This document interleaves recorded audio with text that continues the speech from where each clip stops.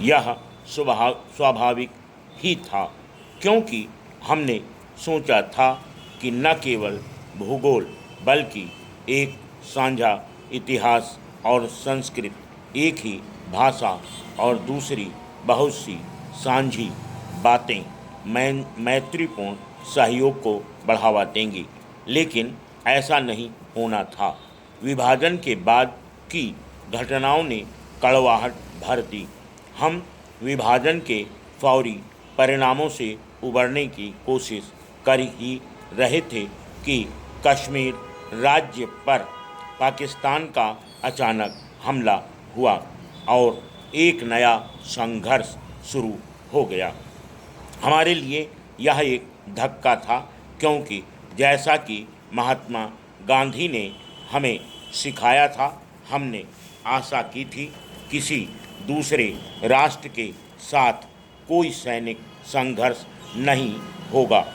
14 महीने बाद युद्ध विराम पर सहमत हुई और वास्तविक लड़ाई बंद हुई।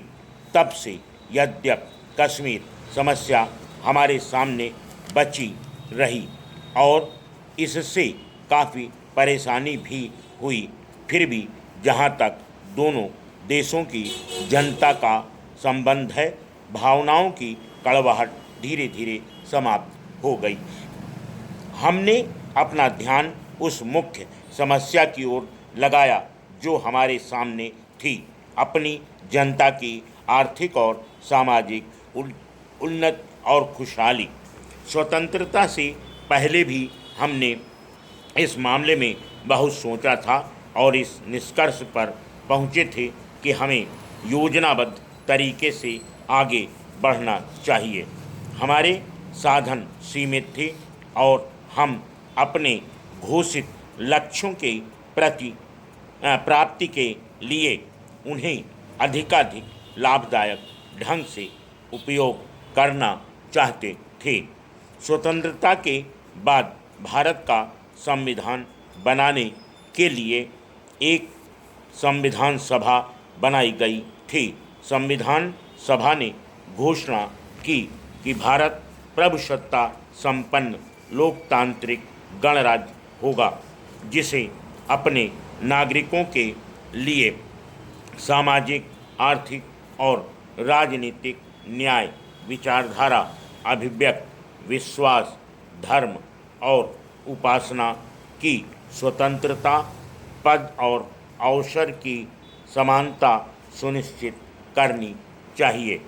इसे व्यक्ति की गरिमा और राष्ट्र की एकता का आश्वासन देते हुए सब नागरिकों में भाईचारे को बढ़ावा देना था।